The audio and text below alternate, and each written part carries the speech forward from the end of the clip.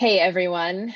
It is another installment of my book coaching journal. And I don't intend for these to be on a monthly cadence, but that seems to be what they're on right now. I really am leaning into when it feels like it's time to update, when there's been a big shift or a milestone has been reached. And today feels like I'm in a really good place for an update for myself, mostly because, as I've said in this journal before, this book is for me, and this journal is for me, but also for those of you who are interested in following along on writing the book and interested in reading what is coming out of me in the future.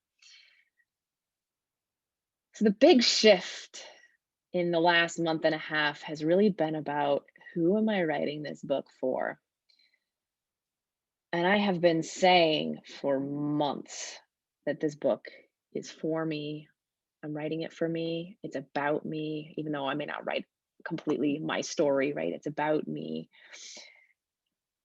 And yet I've really struggled with okay, I don't want to write a book about building a coaching business. Yes, these things that I want to teach are things that help me build my coaching business, but I'm not just a coach, and the people I work with as my clients are not just coaches. I have quite a few other people in my world. I then went that wide route of, well, these essentials kind of apply to everybody in some way. And that went too wide. And so I went, okay, how do I bring it back? And last month I had gotten to this place of like, well, everybody I'm working with is entrepreneurial in some sense. So, what if it's about taking your venture into an adventure? But someone in my book coaching program really blew the doors off of that one for me unintentionally. I wrote a draft of a chapter and he said something about, I know you're working with people who are entrepreneurial, but I don't see any particular examples from this industry or this industry. And are you planning on covering that? And I immediately had this gut reaction of, no, there are no examples from that industry. I currently don't work with anyone in that industry. Manufacturing, I think, was one of them. And I don't have any intentions to. And what this really all boiled down to is at what level of me was I willing to write for? Because there's levels of generality of me, right? Like we all have commonalities with other people. But I had some really, really strong resistance to writing for the unicorn me, writing for some of the ways in which I show up differently in the world, some of the ways I think differently in the world. And so part of this exercise in the last month was owning my unicornness and owning some stuff that's really edgy for me to say. And I'll probably write about some of it in the book, but owning that years ago, I was in a room. It was an own the room training at Facebook, which was all about communication. And I told the coach in that room, I'm meant for big things on this planet. And I turned beet red and said to myself, Erin, what the fuck? Um, who are you to say that? Turns out I said that to one of my coaches again 2.5 years ago. And I've been saying it in private company, and I've hired a business mentor to help take my impact to another level. And what's true is that's not just me, that's also some of the clients I work with.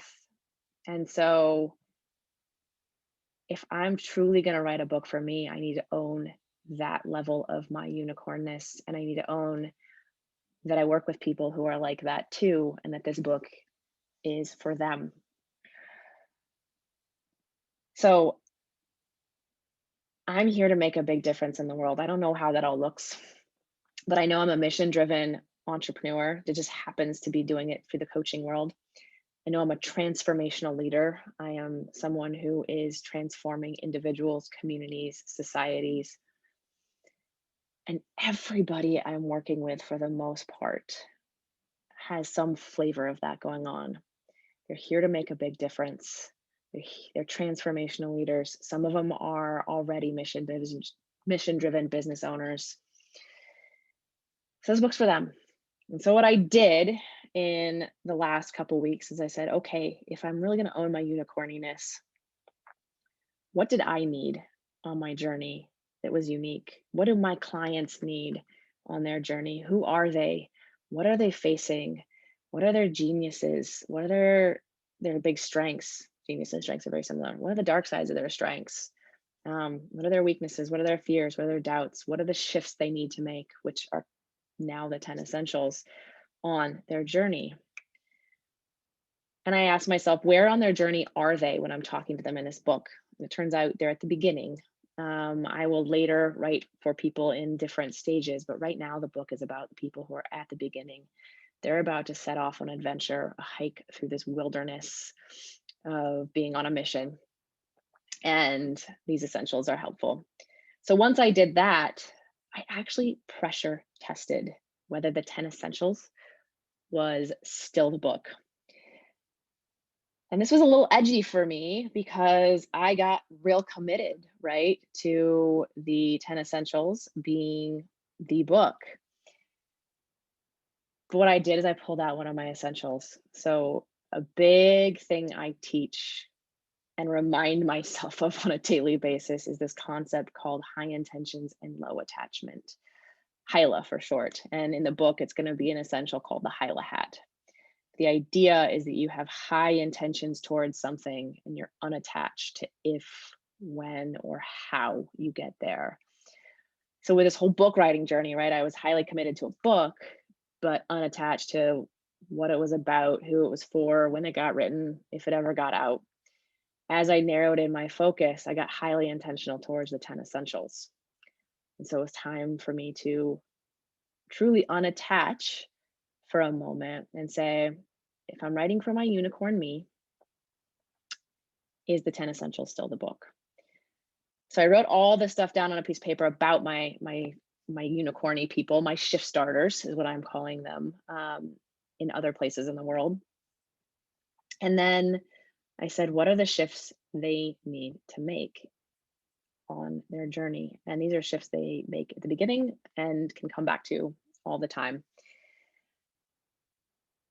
And it turns out there were still 10. There wasn't anything that felt like it was egregiously being left off. And there wasn't anything that was on there that didn't seem completely useful. Couple of them shifted, they changed. I realized that there was at least one that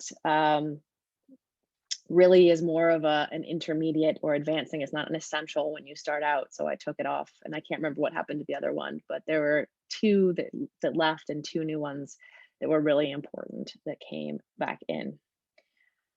And from that, I said, okay, I don't know what table of contents I've written in the past. What is the table of contents if I am really truly speaking to shift starter unicorn me?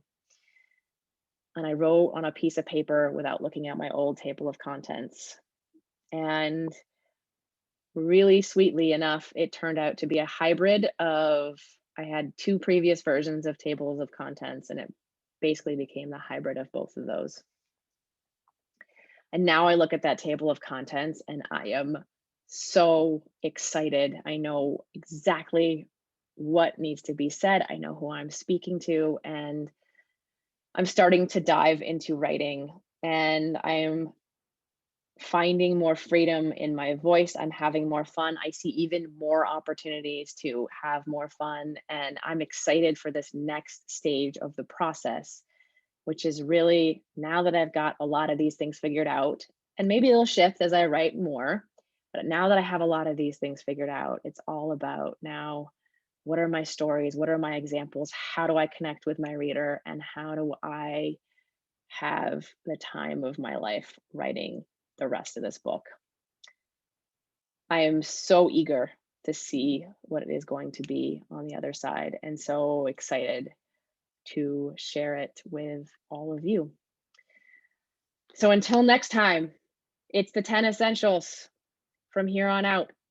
Who knows what the subtitle is, but it's the 10 essentials. And I will be sharing snippets of writing and all kinds of other things through this and through social media in the coming months. And I can't wait to hear what some of you think about what's coming out of me.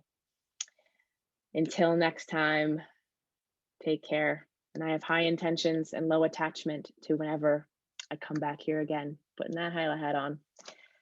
Take care, everyone.